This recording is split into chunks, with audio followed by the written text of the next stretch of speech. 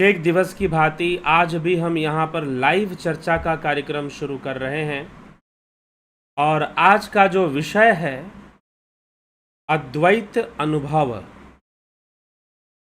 अद्वैत अनुभव क्या है? अद्वैत अनुभव की अवस्था क्या है? आज हम इस विषय पे चर्चा करेंगे। यह विषय बहुत गहन है लेकिन बहुत महत्वपूर्ण भी है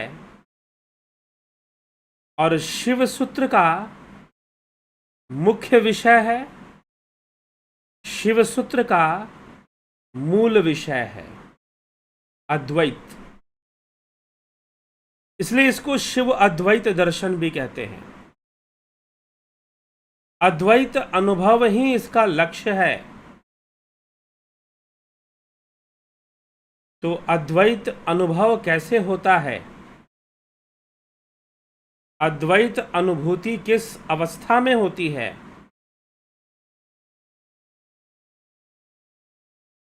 यह विषय है आज की चर्चा का। लेकिन यह जो चर्चा है पीछे के विषयों से जुड़ा हुआ है। पीछे जिन विषयों पर हमने चर्चा की है उससे यह विषय संबंधित है। जैसे कि पीछे क्या विषय चल रहा था? मोहिनी शक्तियों का आक्रमण और फिर मोहिनी शक्तियों पर विजय की गाथा हमने सुनी कि मोहिनी शक्तियों का आक्रमण होगा लेकिन तुरीय अग्नि से योगी अपनी तुरीय अवस्था में स्थित रहे। यदि वह अपनी तुरीय अवस्था में स्थित रहता है तो निश्चय ही मोहिनी शक्तियों का आक्रमण उसे प्रभावित नहीं करेगा। यदि योगी, ध्यान से इस बात को समझिएगा, यदि योगी अपनी तुरीय अवस्था में बना रहे तो मोहिनी शक्तियों के आक्रमण का प्रभाव उसके ऊपर फिर नहीं पड़ेगा।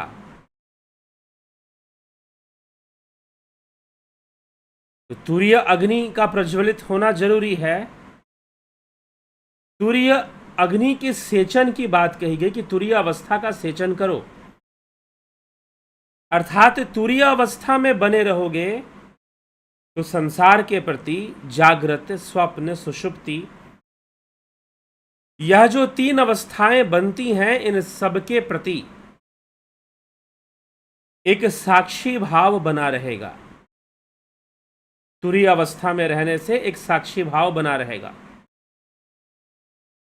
और साक्षी भाव बने रहने के कारण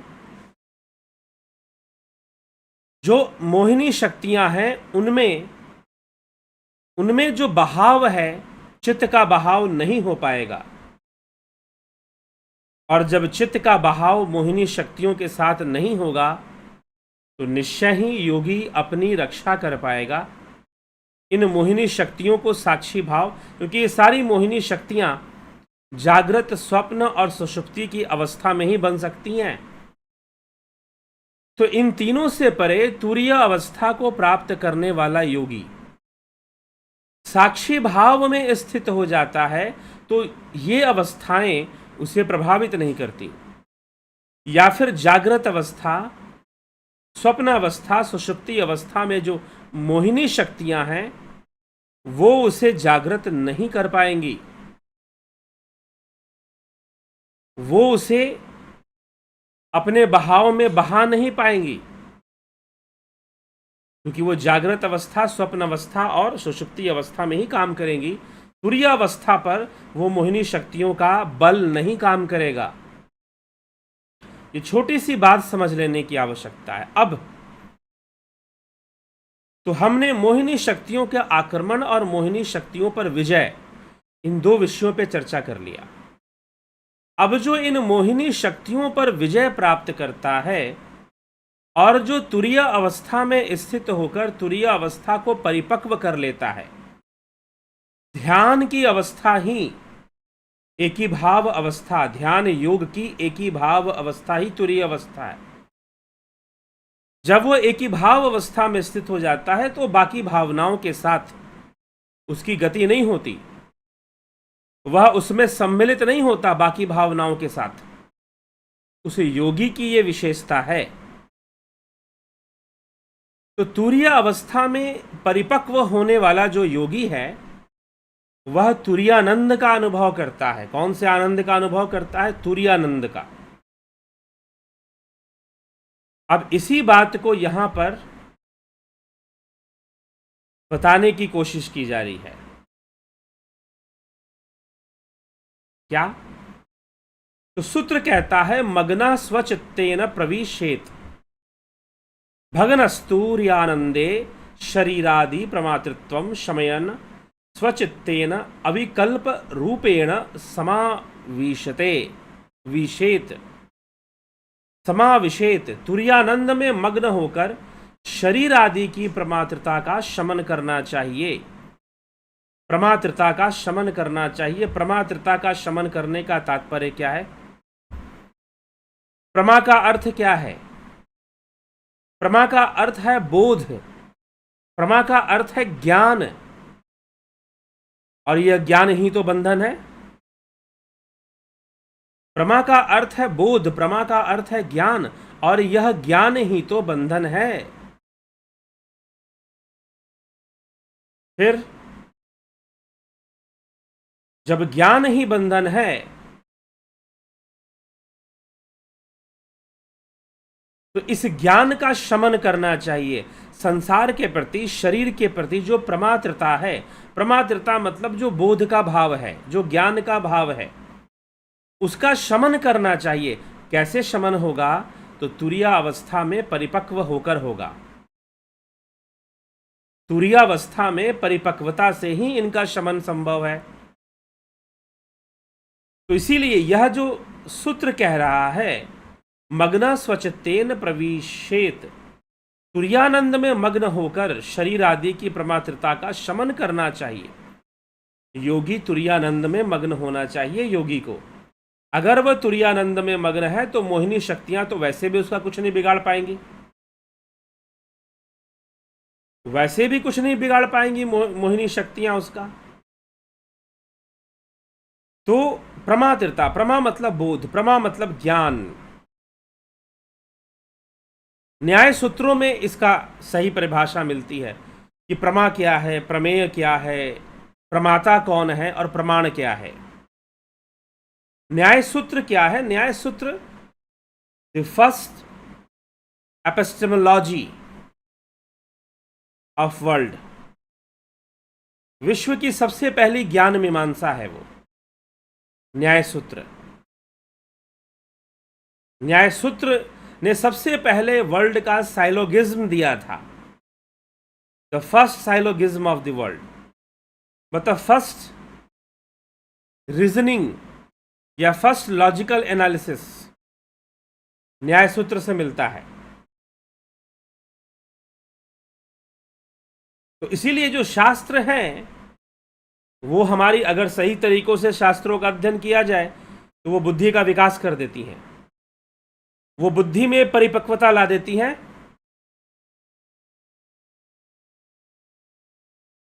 और बुद्धि का विकास कर देती हैं।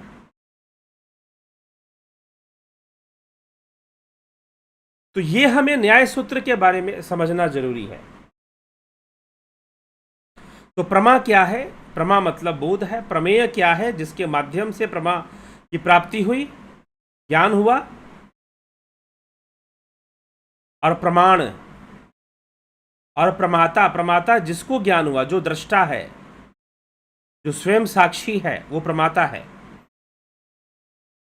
तो योगी संपूर्ण संसार का प्रमाता हो जाता है। शरीर आदि के प्रति प्रमात्रता का शमन करता है। प्रमात्रता मतलब कि जो बोध का भाव है संसार के प्रति, शरीर के प्रति, जागृत, स्वप्न, सुषुप्ति, इन तीन अवस्थाओं के प्रति जो बोध का भाव है उसका भी शमन करता है। ध्यान रखिएगा, उसका भी शमन करता है। अर्थात अपने साक्षी भाव का भी शमन करता है, अपने दृष्टा भाव का भी शमन करता है। तो जब वह अपने पहले तो वो दृष्टा बने, साक्षी बने, अगर वो साक्षी भाव बनाकर रखेगा तो मोहिनी शक्तियों से उसका बचाव हो जाएगा। लेकिन यह साक्षी भाव का होना भी कोई पूर्ण अवस्था नहीं है, और तुरिया अवस्था प्राप्त होने से कोई अद्वैत की अनुभूति भी नहीं होती है। यह ध्यान रखिएगा, अद्वैत की अनुभूति भी नहीं होती है तुरिया अवस्था से। तुरिया अवस्था बस संसार की मोहिनी शक्तियों से अलग होना और उसे दृष्टा भाव से देखने का नाम ही तुरिया अवस्था है। यह ध्यान से परिपक्व होता है। हाँ, आप मान्यता के आधार पर कि मैं सारे संसार को साक्षी भाव से देखूंगा, निष्काम भाव से कर्म करूंगा, आपका ऐसा मानना और ऐसा कर्म में अभ्यास करना गलत नहीं है, लेकिन वो पूर्ण भी नहीं है। किसी वस्तु के त्याग की आवश्यकता तब पड़ती है जब उसका ग्रहण होता है, अर्थात जब उसको पहले ग्रहण किया गया हो, तभी तो आप त्याग करोगे ना, तभी तो आप त्याग करोगे। तो जहां पर त्याग होता है वहां निष्कामता नहीं होती है, ध्यान रखिएगा। अब कहने का तात्पर्य यह नहीं है कि त्याग करना गलत है। त्याग के भावना का अभ्यास सही है, निष्काम भावना का अभ्यास भी सही है, लेकिन ये जितने भी कर्म से जो आप कर रहे हैं वो सबका सब पूर्ण रूपेण भाव नहीं बनता है, उसमें पूर्ण भाव नहीं होता है, वो परिपक्व भाव नहीं होता है वो। इसीलिए वहां पर त्याग प्रतिष्ठित होता है, वहां पर त्याग की भावना आ जाती है, यहां हमें कुछ त्याग करना है। लेकिन जब सहज रूप से जब आप ध्यान करते हुए, सहज ध्यान करते हुए जब आप तुरीय अवस्था को परिपक्व करते हैं, तो वो ध्यान से तुरीय अवस्था, तो निष्कामता आ जाती है। वो जो निष्कामता होती है वो स्वाभाविक होती है, वो बिल्कुल स्वाभाविक होती है, वो प्राकृतिक होती है, स्वाभाविक निष्कामता हमारे अंदर आ जाती है। तो तुरीय अवस्था बिना ध्यान योग का अभ्यास किए तुरीय अवस्था स्थापित नहीं हो सकती, तुरीय अवस्था प्रतिष्ठित नहीं हो सकती है। आप सोचोगे कि बस ऐसे ही हम मानेंगे और हो जाएगा, जी नहीं, योग आदि क्रियाओं से गुजरना पड़ेगा। विवेक चूड़ामणि में भी इसका महत्व इसलिए बताया गया, और यहां शिव योग में, शिव सूत्र में तो शांभव उपाय, शाक्त उपाय और आणव उपाय में योग ही तो बताया जा रहा है। तो तुरीय अवस्था में साक्षी भाव में स्थित हो जाने से और साक्षी भाव की परिपक्वता हो जाने से साक्षी भाव का शमन होता है, अर्थात जो बोध भाव है, जो प्रमात्रता है आपके अंदर कि मुझे यह ज्ञान है, मुझे वह ज्ञान है, मैं इसका साक्षी हूं, मैं उसका साक्षी हूं, यह क्या है? प्रमात्रता है, अर्थात प्रमाता का भाव है, साक्षी होने का भाव है, उसका भी शमन, प्रमात्रता का शमन कर देना शरीर के प्रति, अर्थात जागृत अवस्था के प्रति, स्वप्न अवस्था के प्रति और सुषुप्ति अवस्था के प्रति जो प्रमात्रता है, जो प्रमाता का भाव है, दृष्टा का भाव है, ज्ञानी का भाव है, उस भाव का भी शमन कर देना, अर्थात तुरीय अवस्था का भी शमन कर देने से क्या हो जाएगा? तुरीयातीत अवस्था प्राप्त हो जाएगी, और वो परमानंद की, वही तुरीयानंद है। और इस तुरीयातीत अवस्था में ही अद्वैत अनुभव संभव हो पाता है, क्योंकि वहां पर सब कुछ सम हो जाता है, संपूर्ण समता का अनुभव होता है, संपूर्ण समष्टि का अनुभव वहां होता है। तो उस अवस्था में जाकर अद्वैत अनुभव या ब्रह्म अनुभव की बात कही जा सकती है, या शिव अनुभव की बात कही जा सकती है।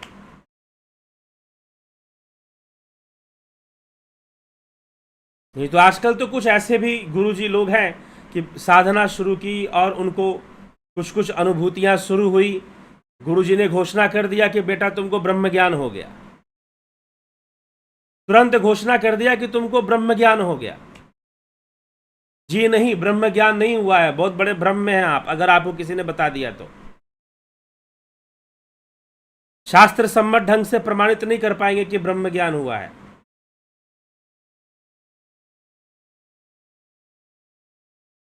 ठीक है, तो इस अवस्था में जहां पर तुरीय अवस्था की परिपक्वता सिद्ध हो जाएगी और प्रमात्रता का भी शमन हो जाएगा, अर्थात जो प्रमाबोध है, जो प्रमात्रता है, प्रमा का मतलब है बोध, ज्ञान। न्याय सूत्रों में प्रमा, प्रमेय, प्रमाण, प्रमाता, इन सब चीजों की परिभाषा मिलती है। तो प्रमाता कौन है? प्रमाता जिसको ज्ञान हुआ है, जिसको बोध हुआ है, वो प्रमाता है। प्रमेय जिस माध्यम से ज्ञान प्राप्त हुआ है। प्रमाण जो ज्ञान की वस्तु है, जिसके द्वारा ज्ञान प्रमाणित हो रहा है, उसे हम प्रमाण कहते हैं। और प्रमा अर्थात जो प्राप्त हुआ है, जो बोध हुआ है, वो प्रमा है। तो इस प्रकार से ये शब्द आते हैं, इसी से प्रमाण शब्द बनता है कि हमें प्रमाण चाहिए, मतलब प्रूफ चाहिए, किसी नॉलेज का प्रूफ चाहिए। तो न्याय शास्त्र जो है वो एपिस्टेमोलॉजी है, ज्ञान मीमांसा है उसके अंदर। इसलिए न्याय दर्शन को तर्क शास्त्र भी कहते हैं। तो प्रमा को समझने के लिए यहां पर न्याय सूत्र की चर्चा में थोड़ी सी कर रहा हूं। ठीक है, तो प्रमात्रता को, जो साक्षी भाव है, यहां पर प्रमात्रता मतलब जो तुरीय अवस्था है, जो साक्षी भाव है, उसका भी लय हो जाना चाहिए, उसका भी शमन हो जाना चाहिए, और फिर तुरीयातीत अवस्था प्राप्त होगी। और जो तुरीयातीत अवस्था प्राप्त होगी, परमानंद की अनुभूति होगी, तुरीयानंद की अनुभूति होगी, तुरीयानंद की अनुभूति होगी। और उस तुरीयातीत अवस्था में संपूर्ण समता अर्थात गुणों की समता स्थापित होनी शुरू हो जाएगी।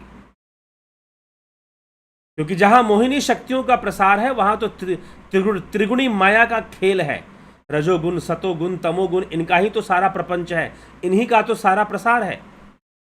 तो जहां मोहिनी शक्तियों का प्रसार है, वहां पर त्रिगुणी माया का प्रसार है। लेकिन जहां पर तुरीयातीत अवस्था है, वहां पर तुरीयानंद है, परमानंद है। और वहीं पर अद्वैत अनुभूति है। इसी बात को आगे और समझाया जा रहा है सूत्रों में। प्राण समाचारे समदर्शनम, प्राण समाचारे समदर्शनम एव मनुष्ठितम कुर्वतो योगिना प्राणयस्य अहिर्मंद मंद प्रसरणे एकात्मतया संवेदनम सर्वासु अवस्थासु अभेदो भवति तदा अद्वैत अनुभव संपद्धते, अद्वैत अनुभव संपद्धते। इस प्रकार अनुष्ठान करते हुए योगी के प्राण में बाहिर मंद मंद प्रसरण में एकात्मता में जब संवेदन अर्थात समस्त अवस्थाओं में अभेद की अनुभूति होती है, मतलब कि सारी अवस्थाओं में कोई भेद नजर नहीं आता, अभेद की अनुभूति होती है। खंड खंड नहीं, लोक लोक नहीं, अखंड की अनुभूति होती है, अखंड की अनुभूति होती है।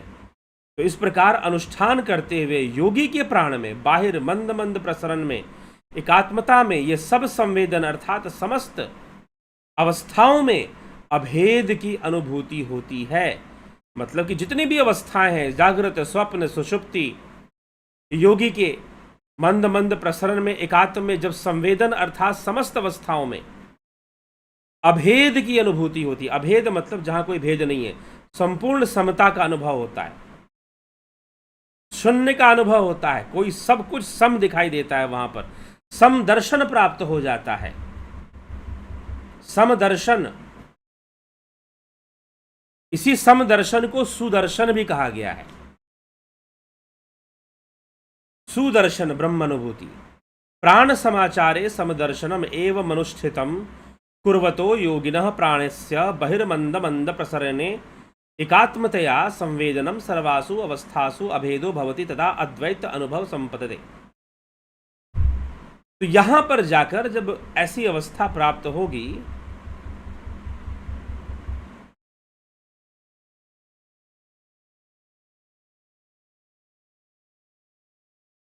जब ऐसी अवस्था प्राप्त होगी तो अद्वैत अनुभूति कही जाएगी, अद्वैत अनुभव कहा जाएगा। अब ये प्रश्न उठता है कि ये अद्वैत अनुभव होता कब है? क्या अद्वैत अनुभूति तुरीयावस्था को कहा गया है? जी नहीं। तुरीया अवस्था में अद्वैत अनुभूति नहीं हो सकती और ना होती है, क्योंकि यहां पर तो आप साक्षी भाव को बना के रखते हो, क्योंकि यहां पर तो आप दृष्टा भाव को बनाकर रखते हो, मेंटेन कर रहे हो। तो यहां पर अद्वैत अनुभव नहीं होता है। कई बार कई व्याख्याकार तुरीया अवस्था को ही सर्वोपरि अवस्था बता देते हैं, लेकिन ऐसा है नहीं। तुरीया अवस्था एक चतुर्थ अवस्था है, एक साक्षी भाव की अवस्था है, एक प्रमाता की अवस्था है। लेकिन अगर अद्वैत का अनुभव करना है तो तुरीया से परे जाकर तुरीयातीत में प्रवेश करना होगा। और तुरीयातीत में प्रवेश कैसे होगा? एक बात हमेशा ध्यान रखिएगा, योग में जितनी भी अवस्थाओं की बात की जाती है, वह कोई ऐसा नहीं होता कि कहीं पर कोई, जैसे कि आपने पहली क्लास की परीक्षा दी, दूसरी क्लास में चले गए, दूसरी की परीक्षा दी, तीसरी, यहां कोई परीक्षा नहीं होती। परिपक्वता, धारणा की परिपक्वता होने से ध्यान होगा, ध्यान की परिपक्वता होने से साधना होगी। कोई आपके ऊपर ऐसा नहीं कि आपके ऊपर ऐसे मंत्र मार देगा या आशीर्वाद दे देगा और आप तुरीयावस्था में पहुंच जाएंगे। जी नहीं, सारे कर्म अपने ही करने पड़ेंगे, अपना ही अभ्यास करना पड़ेगा। धारणा से ध्यान में ऐसा नहीं कि कोई गुरु जी आएंगे और ऐसे कर देंगे, जा बेटा तू अब तो तुरीयावस्था में चला गया। मैंने ऐसे समाज में ऐसे गुरुओं को देखा है जो अपने शिष्यों को सीधा बोल देते, हाँ तुम्हें तुरीयावस्था प्राप्त हो गई। शिष्य को भी लगता है कि मैं अब परिपक्व हो गया, तू ब्रह्मज्ञानी हो गया, तुझे ब्रह्म ज्ञान हो गया। हाँ, मार्ग दिया जा सकता है निसंशय। अगर आप ध्यान योग का कोर्स करोगे तो यह भी ब्रह्म ज्ञान का मार्ग है। मार्ग की प्राप्ति हो सकती है, ज्ञान की प्राप्ति, ब्रह्म ज्ञान की प्राप्ति, तुरीया अवस्था और अद्वैत अनुभव। अद्वैत अनुभव ही तो ब्रह्म ज्ञान कहलाएगा ना, कोई दूसरी चीज थोड़ी ना ब्रह्म ज्ञान कहला सकती है। अद्वैत अनुभूति ही ब्रह्म ज्ञान कहला सकती है। तो अद्वैत की अनुभूति तुरीया अवस्था की परिपक्वता आने से तुरीयातीत अवस्था में होती है, उसे अद्वैत अनुभव कहते हैं। तुरीया अवस्था में तो दृष्टा भाव बना है, साक्षी भाव बना हुआ है ना, वो तो बस जागृत स्वप्न सुषुप्ति में जो मोहिनी शक्तियां काम करती हैं, अपने आप को उससे अलग रखने का एक तरीका है। लेकिन वही अलग रखने के अभ्यास करते करते, ध्यान में एक ही भाव में रहते रहते तुरीयातीत अवस्था बनती है, समाधि की अवस्था बनती है। तुरीया अवस्था ध्यान की अवस्था है, एक ही भाव होने की अवस्था है, और तुरीयातीत अवस्था समाधि की अवस्था है, निर्विकल्प की ओर यात्रा है, निर्विकल्प की अवस्था है। और ऐसे तुरीया से परे जाकर, तुरीया से परे जाकर तुरीयातीत में अद्वैत अनुभव होता है। समदर्शनम या समदर्शन को ही अद्वैत अनुभव कहा गया है। समदर्शनम, ठीक, प्राण समाचारे समदर्शनम एव मनुष्ठितम कुर्वतो योगिना प्राणस्य बहिर्मंद मंद प्रसरणे एकात्मतया संवेदनम सर्वासु अवस्थासु अभेदो भवति तथा अद्वैत अनुभव संपदते। अद्वैत अनुभव, यहां पर अद्वैत अनुभव होता है। इस प्रकार सही से अभ्यास करते हुए योगी के प्राण में बाहिर मंद मंद प्रसरण में एकात्म से जब संवेदन अर्थात समस्त अवस्थाओं में अभेद की अनुभूति होती है, तब अद्वैत अनुभव संपन्न होता है। अर्थात तुरिया को परिपक्व कर लेने से, तुरीय अवस्था को परिपक्व कर लेने से, सारी अवस्थाएं परिपक्वता से आती हैं। ध्यान की अवस्था धारणा की परिपक्वता से, समाधि की अवस्था ध्यान की परिपक्वता से, प्रत्याहार के अभ्यास से धारणा शुरू होता है। प्रत्याहार अच्छा करने के लिए प्राणायाम करना पड़ता है, प्राणायाम अच्छा करने के लिए आसन, स्थिर आसन, स्थिर सुख आसनम, महर्षि पतंजलि कहते हैं कि सुखपूर्वक स्थिरता से आप जिस अवस्था में लंबे समय तक बैठ सकते हैं वो आसन है स्थिर सुख आसनम। स्थिर सुख आसनम ये कहा गया। तो आसन से, फिर प्राणायाम से, फिर प्रत्याहार, अभ्यास करते हुए प्रत्याहार, और फिर ध्यान, धारणा, ध्यान समाधि। ध्यान योग कोर्स में यही चलता है, ध्यान योग कोर्स में यही करवाया जाता है। आसन से शुरू किया जाता है। जिन लोगों ने ध्यान योग कोर्स किया है वो जरा देखिए उन्हें क्या क्या करवाया गया है। उन्हें आसन करवाया गया, स्थिर सुख आसनम, ऐसे आसन में बैठो, और फिर प्राणायाम करवाया गया, फिर प्रत्याहार क्रियाएं, प्रत्याहार क्रियाएं में मंत्र जाप भी आता है, प्रत्याहार में त्राटक भी आता है, प्रत्याहार में मन का अनुसरण करना, गाइडेड मेडिटेशन जिसको बोलते हैं, प्रत्याहार में आता है। और ये करने से धारणा, फिर प्रणव साधना की धारणा शुरू हो जाती है, फिर ट्रांसेंडेंटल मेडिटेशन शुरू हो जाता है। जिन लोगों ने ध्यान योग कोर्स किया है वो भली भांति इस बात को समझ पा रहे होंगे, ये सीक्वेंस पकड़ पा रहे होंगे। ठीक है। तो आसन, आसन से प्राणायाम की परिपक्वता, प्राणायाम से प्रत्याहार, प्रत्याहार से धारणा की परिपक्वता, और धारणा परिपक्व होगा तो ध्यान घटित होगा, ध्यान परिपक्व होगा तो समाधि घटित होगी, अपने आप चलेगा। हाँ, पहले करना पड़ता है, प्रत्याहार में अभ्यास है, प्राणायाम में अभ्यास है, आसन में अभ्यास है, करना पड़ता है, अपना एफर्ट लगाना पड़ता है। और जब ध्यान सिद्ध होगा, जब ध्यान परिपक्व होगा तो तुरीय अवस्था पहले आएगी। संपूर्ण संसार के प्रति, जागृत स्वप्न सुषुप्ति के प्रति, संपूर्ण मोहिनी शक्तियों के प्रति साक्षी भाव आएगा, दृष्टा भाव आएगा। लेकिन यह साक्षी भाव और दृष्टा भाव भी तो पूर्ण नहीं।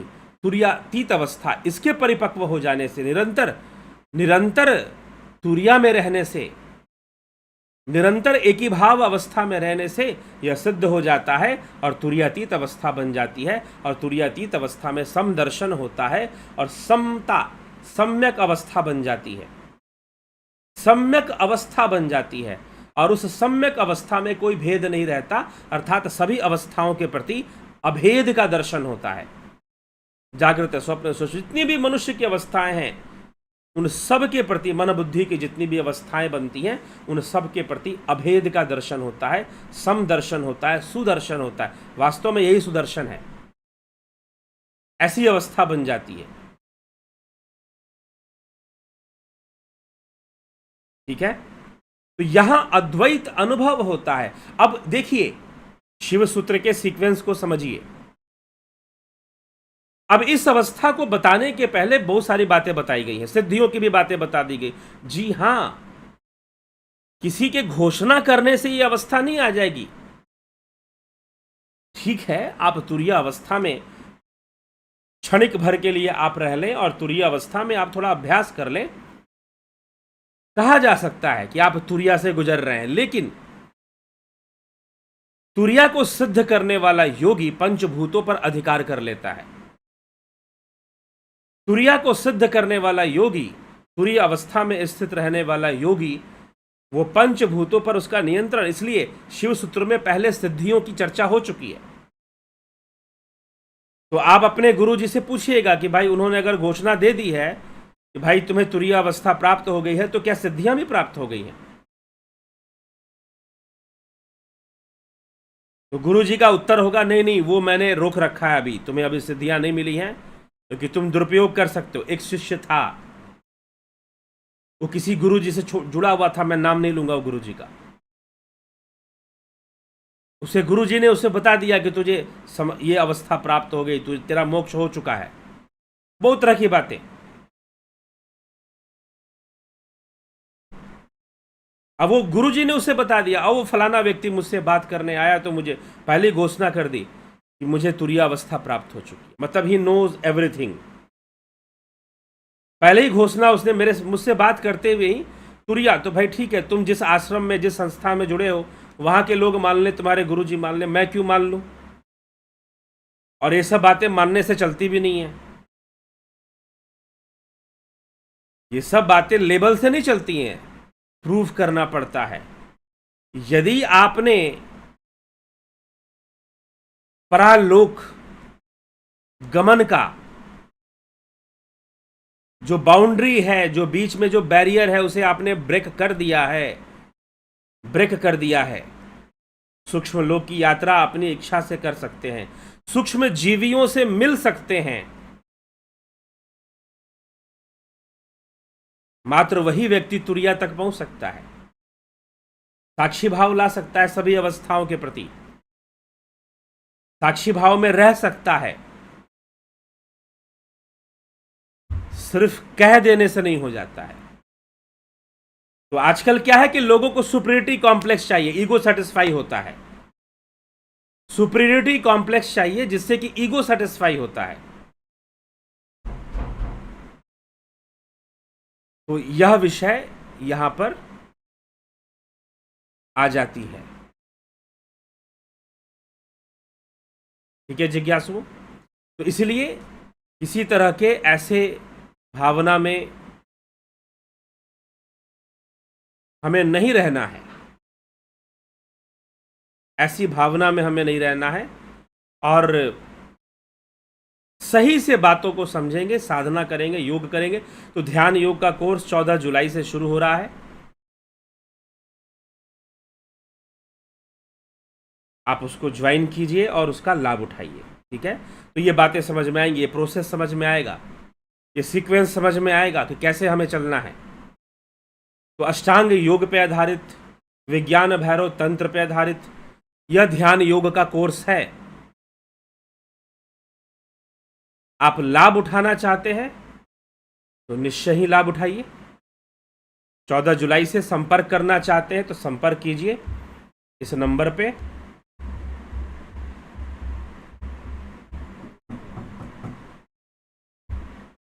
ठीक,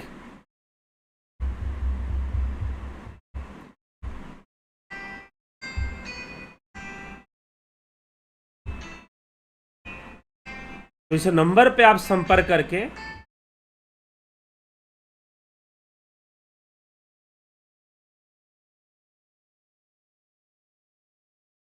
ठीक है जिज्ञासु मित्रों, तो ये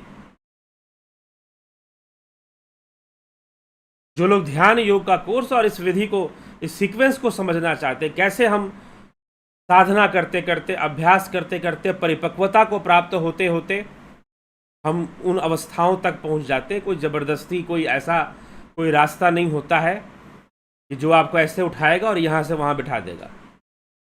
इसलिए विवेक चूड़ामणि इस विषय में बहुत ही सही उपदेश देता है।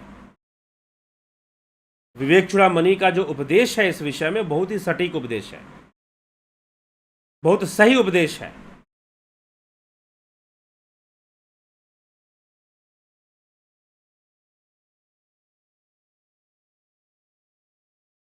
तो सुनना चाहिए। विवेक चूड़ामणि का पूरा प्लेलिस्ट है हमारे चैनल पर, विवेक चूड़ामणि। उसमें गुरु शिष्य के विषय में जो बातें बताई गई हैं, शिष्य को अपना अभ्यास करना पड़ता है, अपना कार्य करना पड़ता है।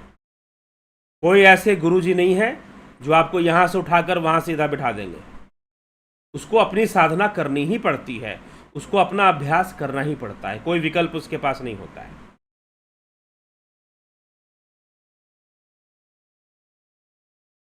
तो शिष्य को यह समझना पड़ता है कि कौन उसका कल्याण करेगा, सबसे पहले वही करेगा।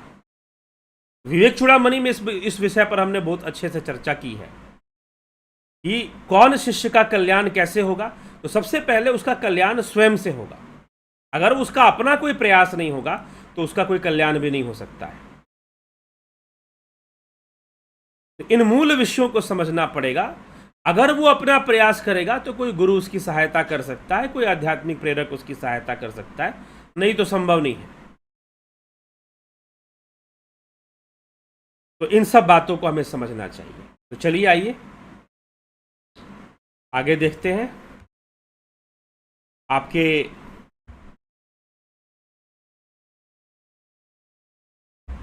कमेंट्स को देखते हैं। नवजोत नाथ जी, कन्हई कुमार जी, जगत नारायण जी, उषा श्रीवास्तव, अवनी प्रधान, जलाराम रायका, माधुरी कोले, श्वेता राय सिन्हा जी, रमेश पेशवानी जी, विनोद कुमार सूद, आशा रानी, विष्णुचंद्र मौर्य, अमन कक्कर, राकेश पांडे, रविंद्र मकवाना, नरसाराम प्रजापत जी, वीरेंद्र मिश्रा जी, बिमला शाह जी, पवन पुरी, शिवा शर्मा, दादा खचर जी, बिस्लाल बहादुर सिंह जी, सीताराम माली, राम सिंह, देवरतन बलदावा, स्मिता सावंत जी, रूपलाल,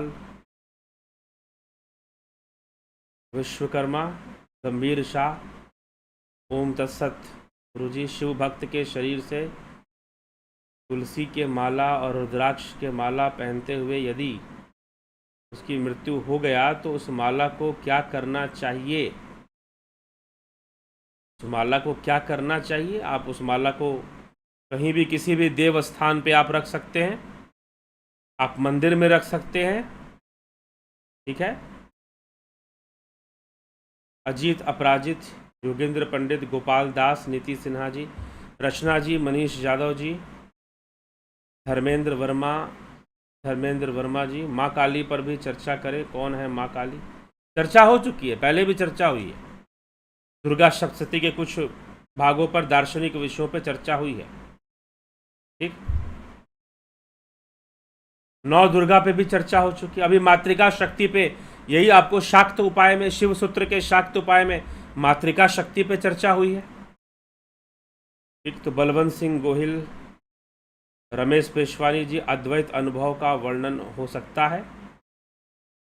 अद्वैत अनुभव का वर्णन क्या होगा?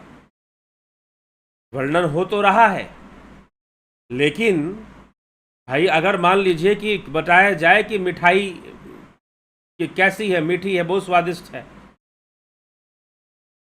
तो वर्णन तो मिठाई का किया जा रहा है ना, लेकिन स्वाद कहां से आएगा? खाओगे तभी तो स्वाद आएगा। आप मिठाई नहीं खाएंगे तो मिठाई का स्वाद कहां से मिलेगा? नहीं मिलेगा। तो जो अद्वैत अनुभव है वो तो अद्वैत, उस अवस्था में ही अद्वैत अनुभव संभव है। हाँ, ऋषि मुनियों ने बताया कि वहां समदर्शन होता है, लेकिन अब वो समदर्शन कैसा होता है ये कहने से तो नहीं पता चल जाएगा ना। आज तक जिसने रसगुल्ला नहीं खाया उसको आप रसगुल्ले के बारे में बताओ तो उसे क्या पता कि रसगुल्ले का स्वाद कैसा होता है? खाएगा तभी तो पता चलेगा। तो अनुभव तो जरूरी है।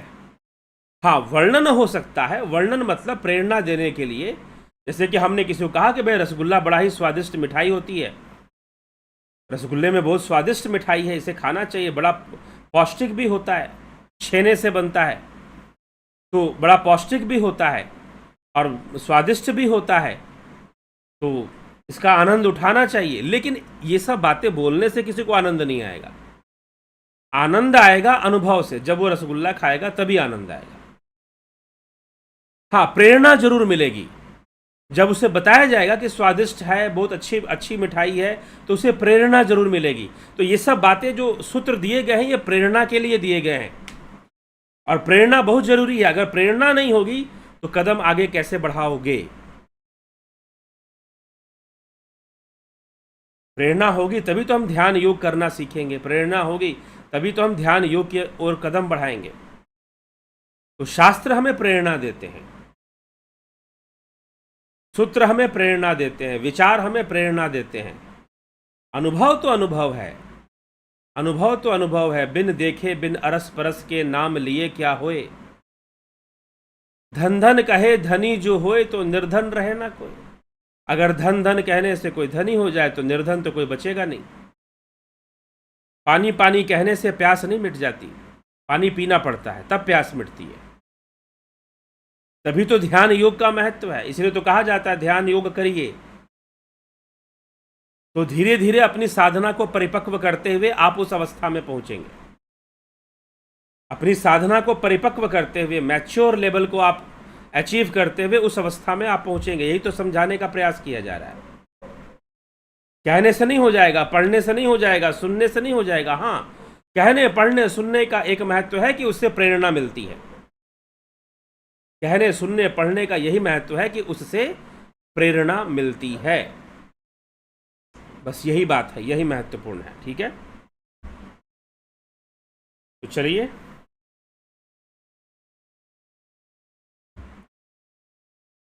बलवंत सिंह गोहिल जी, रमेश पेशवानी जी, रामविलास जी, सर जीव की उत्पत्ति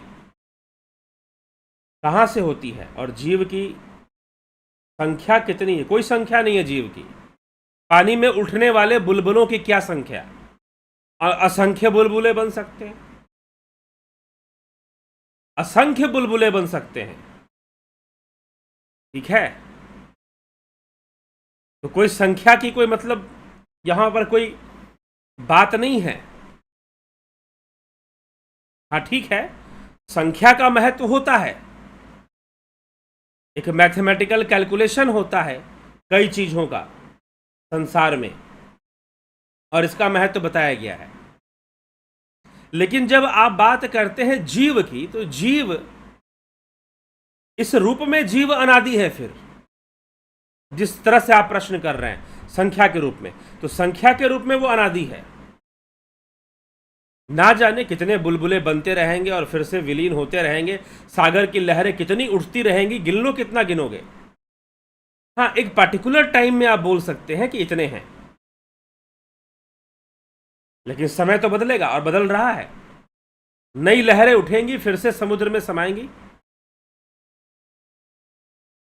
तो कितनी लहरें उठेंगी, कितने जीव बनेंगे, कितने उनके कर्म संस्कार होंगे, फिर बाद में वो सब संपूर्ण कर्मों का नाश कर कर उसमें लय हो जाएंगे। तो ये जीव की कोई संख्या नहीं है। और जीव ना जाने किन किन योनियों में, किन किन अवस्थाओं में। जीव तो सूक्ष्म अवस्था में भी है, जो आंखों से देख भी नहीं सकते, माइक्रोस्कोप से भी नहीं देख सकते। कई प्रकार की सूक्ष्म योनियां होती हैं, और ना जाने कितने ग्रह होंगे जहां पर ऐसे जीव रहते होंगे। ठीक है, सौरमंडल में पृथ्वी एक ग्रह है, हो सकता है मंगल ग्रह पे भी जीव रहते हो सकता है शुक्र पे भी रहते हो सकता है सूर्य में भी रहते हो, और सूर्य भी एक जीव है। हो सकता है शनि ग्रह पे जीव रहते हो। हाँ ठीक है, हमारे जैसे देखने में ना हो, सूक्ष्म योनि में हो, जो शायद इन 5 ज्ञानेंद्रियों से हमें पता भी ना चले। इसलिए सेंसरी एक्सपीरियंसेस,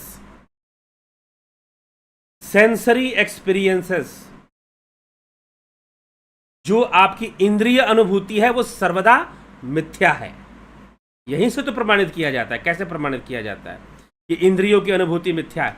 ठीक है, इंद्रिय जगत के लिए मिथ्या नहीं है, यह भी ध्यान रखिएगा। इंद्रिय जगत के लिए इंद्रिय अनुभूति मिथ्या नहीं है। इंद्रिय जगत के लिए इंद्रिय अनुभूति मिथ्या नहीं है, लेकिन समष्टि रूप से, पारमार्थिक रूप से जब हम देखेंगे, हम जो भी अनुभव कर रहे हैं वो इंद्रियों की सीमा में अनुभव कर रहे हैं। हो सकता है कि हमारी इंद्रियां बहुत सारे जीवों को देखने का सामर्थ्य ना रखती हो, और नहीं रखती हैं, सत्य बात है।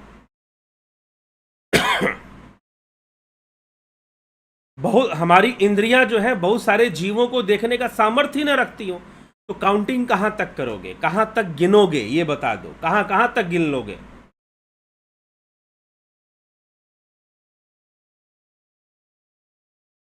ये बात वैसे ही हो जाएगी। फिर ये बात तो वैसे ही हो जाएगी।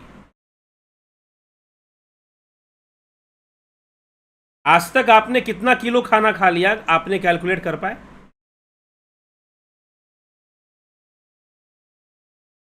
कितना किलो आपने अनाज खा लिया है आज तक?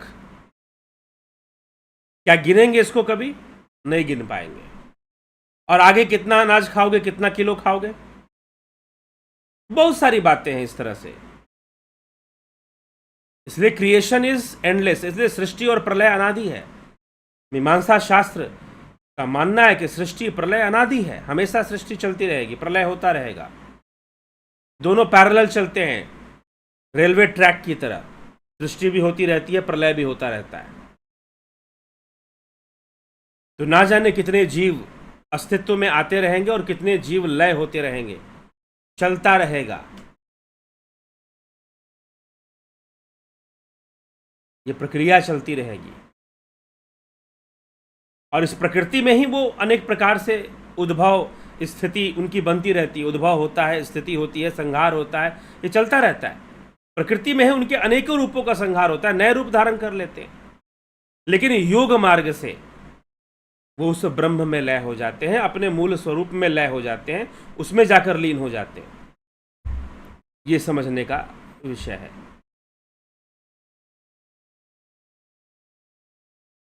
फिर मुक्ति के बाद कहाँ रहता है? जो ब्रह्मलीन हो गया वो कहाँ रहेगा? इन सब विषयों पे बहुत बृहद चर्चा हुई है रामविलास जी, पीछे के वीडियोस देखिए जरूर।